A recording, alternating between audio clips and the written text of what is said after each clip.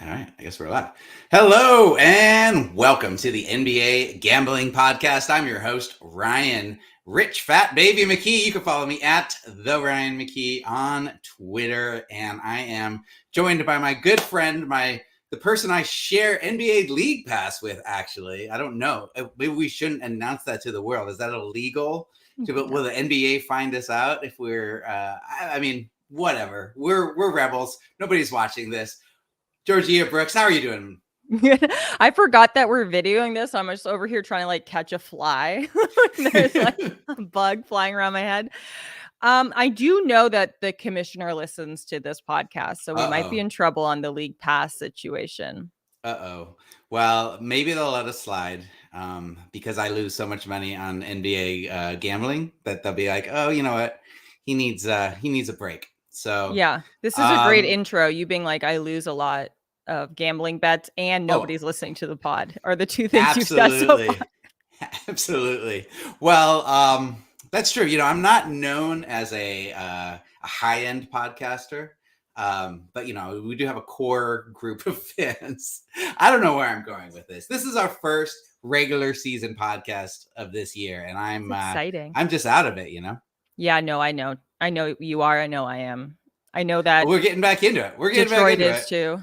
Lots of teams are. We are going to be previewing tomorrow night's games, October 25th. We're going to be previewing the Pistons versus the Wizards, and we're going to preview the Mavericks versus the Pelicans. It took me a second to scroll down. I forgot for a second, had a brain fart. I do know these teams. I've been watching. They've only been 3 games each, though. So we don't really know these teams. We don't have a lot of trends to pull from. But this is what's fun about the early season, right? We're just going to kind of go with our knee-jerk, go with what we've seen on tape and go from there. Yeah. Has Dallas even played 3 games? No, they've only played 2 games, actually. See? I love a bold prediction off 2 games. Yeah, absolutely. We don't even know the line for that game yet, which we'll get to. Let's start with the Detroit Pistons at the Washington Wizards. Seeing a line right now at 7 p.m. Eastern time on Monday, a line of Washington -5. At some books, I'm seeing it -5.5. This Wizards team actually looks better early on than I expected. I just always expect for the last 5-6 years, I expect the Wizards to be bad. And yet they took a Cleveland team that I think is actually really talented into OT. Bradley Beal had 27 points. They ended up still losing by 10 in overtime. They only scored 107 points, including overtime, which is crazy that only Bradley Beal, and Kristaps Porzingis can score on that team, really. But they do have a more talented team than I originally thought. But -5, that's a lot of points to give up to a Sparky Pistons team. See what I did there? Sparky Piston engine. Hey. No? Okay. No, I mean, you had to tell me, but yeah, I see it now. Yeah. But yeah, Pistons, they got killed by the Knicks. They got beat by a bad Pacers team.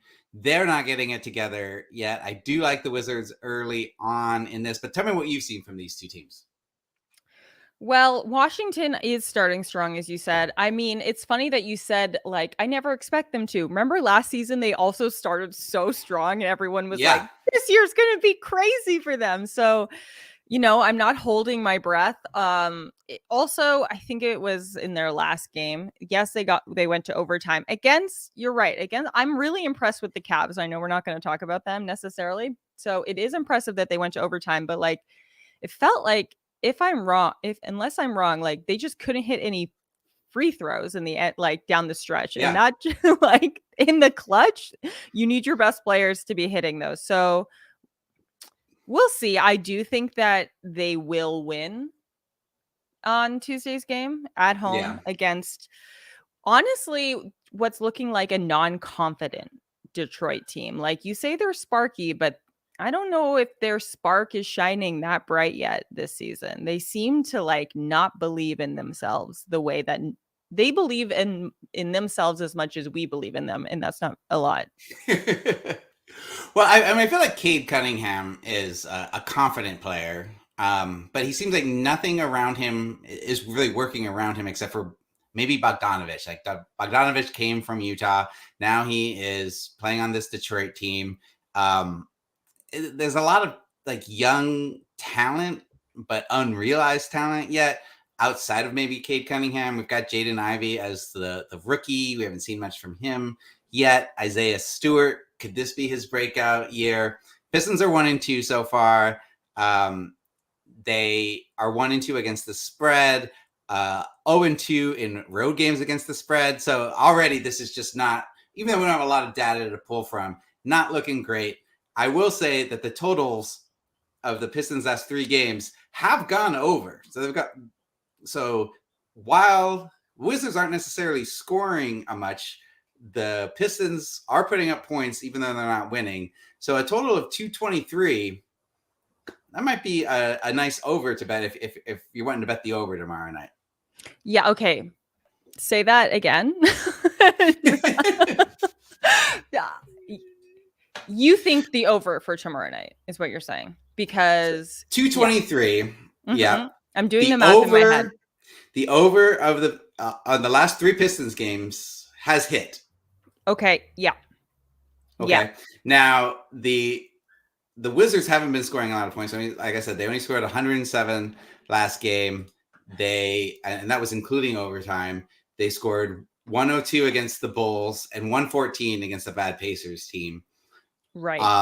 So they're not putting up a lot of points. However, the Pistons aren't doing much on defense either. They are letting, they let the Pacers score 124.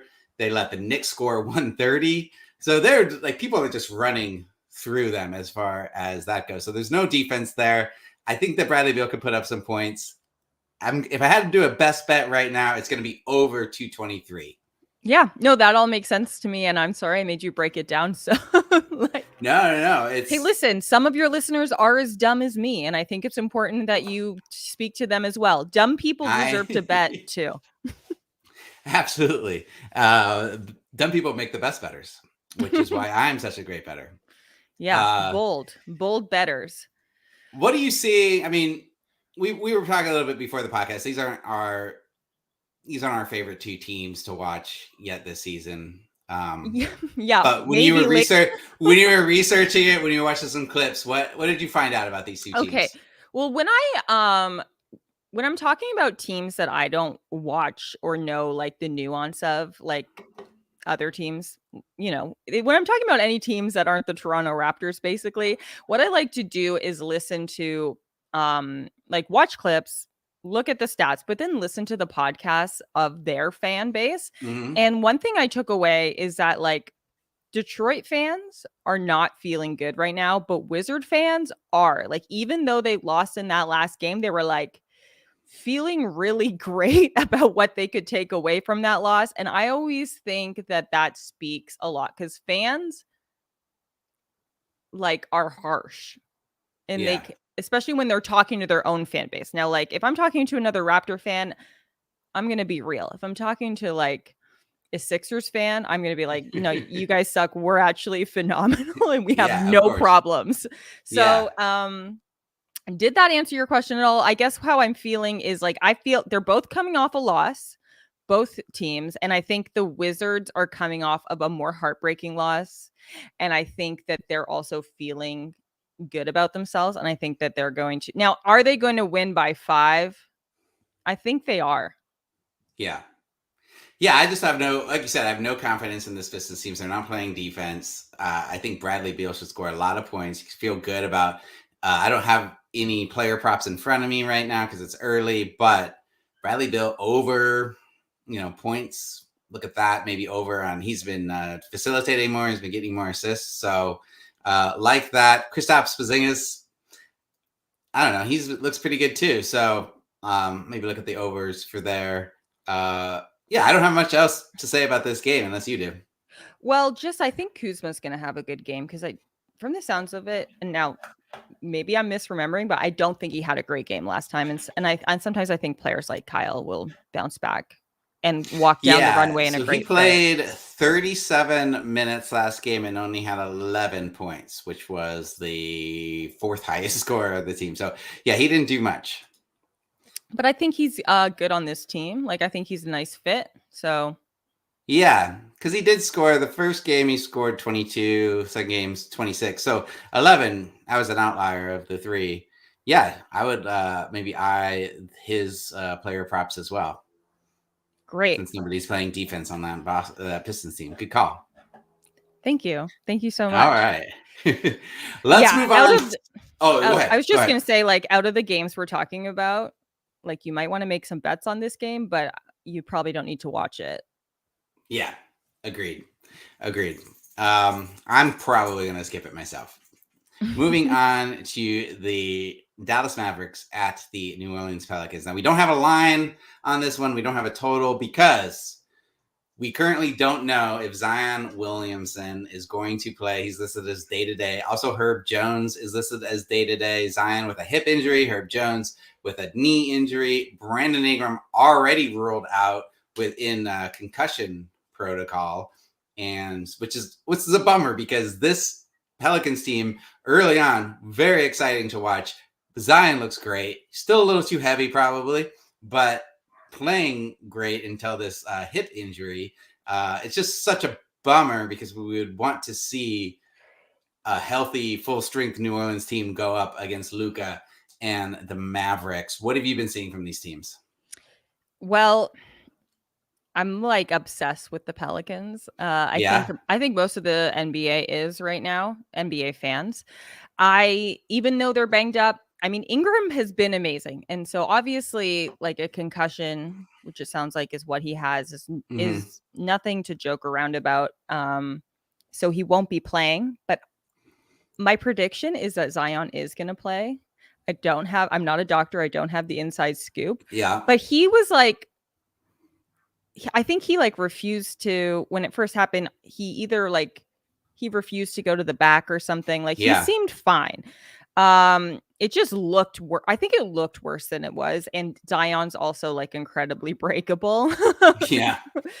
But they're going to want to be overly cautious with him. Yeah, but they lost their home opener. So I think Zion's going to play. This is another home game for them. So I think they're going to, considering they had such a fun start and they're really feeling themselves, and McCollum is like such a great fit on the team, I think they're going to win this game. Now, again, we don't know what the line is, and it might be, I doubt it will be big. Like, what do you think it's going to be? Because Dallas has been pretty good too. Well, it really depends if Zion is going to play or not. I would imagine it should be great. If he plays, wasn't even that great he's been good, but in the last game when it wasn't like I guess it still matters though, because he didn't score a lot, but that's because like the other team was really focused on him. Mm-hmm. The last game they played, and I should definitely not be asking you this, but that was the Jazz game, right? Yes. Yeah, and they lost in overtime. That's the game he went out on. Yeah. And he ended up still playing 30 minutes and had 25 points. So he had a good line. You might be thinking of the Hornets game, and he didn't look quite as good. He had 16 points in 31 minutes. So I think maybe I just started talking and then realized I didn't know. I was not talking about the thing I meant to be talking. You know, sometimes that happens, especially when you're a new mother. My kid's still under a year, so I can like use that excuse for a bit more. I would use it for the next 5 years if I were you. Right. I do honestly just start talking a lot as if I know what I'm talking about and then realize I don't. But right. I was just forgetting which game just happened because that's like Kelly Olynyk like won that game for the Jazz, which was as a Canadian, crazy. I love to see it. So Zion went out in that game. Ingram wasn't also the same thing. He went out early, right? Yeah. I'm trying to remember what. Yeah. And then I still thought the Pelicans were great. And then they found like a small ball lineup with Alvarado, who I just couldn't love more. I think that so what I'm trying to long-windedly say is I believe that the Pelicans are going to take this game. I think they're going to have a comeback game. I don't think it's going to matter if Zion plays or not. I still think they're going to win. Yeah. And I know that Dallas has had, they lost to your Suns the other night, but that's yeah, but it was a close one. I mean, they led most of that game, and that was a real nail biter. But and then they won against the Grizzlies the other night by like a buttload. Yeah, Luka looks really good. He scored over 30 points in the last 2 games. And him and Christian are cute together. Yeah. Exactly. He had 4 3-pointers in the last game. He had 10 assists. I mean, he's putting up already. I mean, he's a favorite for MVP early, 2 games in, putting up MVP numbers. The one I would be even more curious about than Zion playing is Herb Jones, because if Herb doesn't play, who is going to guard Luka? That's a really good question. I mean, they could put Jose Alvarado on him, and Jose Alvarado is great against a Chris Paul, like a short Chris Paul, but like a tall ass, tough ball handler like Luka, I don't see Jose doing much. Okay, fair, but okay. I want you to know, take this with a grain of salt because I have a big bias against Luka. He's a little baby. And of course he is, yeah. Jose Alvarado is going to drive that man to the brink of if Jose is on Luka, I would bet that there will be a jersey rip during, I think Luka might rip his own jersey. That's a bet I would take. You know what I mean? Like Luka might get so frustrated with the pesky annoyingness that is Jose Alvarado, then it might just work. That's a good call. I mean, he will pick him up like full court and stuff and be playing like it's the playoffs, despite it only being their 4th game. Yes. The Mavericks' 3rd game. I'd be really curious to see because I guess they could put Trey Murphy on him as well. If Trey Murphy ends up starting for Herb Jones, I imagine that Devontae Graham is going to be starting for Ingram. But if you're looking at player props, if Herb Jones is out, I would hit Luka's over numbers, just because despite Jose probably annoying him, I still think he's going to have plenty of time without Jose on him to put up numbers. And I think sometimes when I really like a player who's like a pesky defender like Jose, I forget that he's not like exceptional, Yeah. I mean, there's a reason he wasn't drafted and whatnot. Yeah, exactly.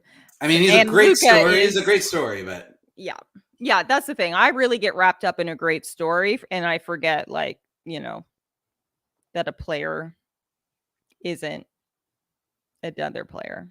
Yeah. So for this game, we don't have a line yet. You like the Pelicans, even if Zion doesn't play. Yeah, but you're right about Herb Jones. I kind of didn't think of that. I just really do think that the Pelicans are going to take this because I think they're really confident, and I think they're confident, and they didn't win their home opener, and now they got to win this. I get it. So I think I repeated myself like 7 times. No, it's good. I am liking Luka as props, especially if Herb Jones is out. I also like CJ McCollum scoring props, since he'll have to do the bulk of the scoring if both Zion and Ingram are going to be out. I don't know who else is going to score. I guess Jonas. I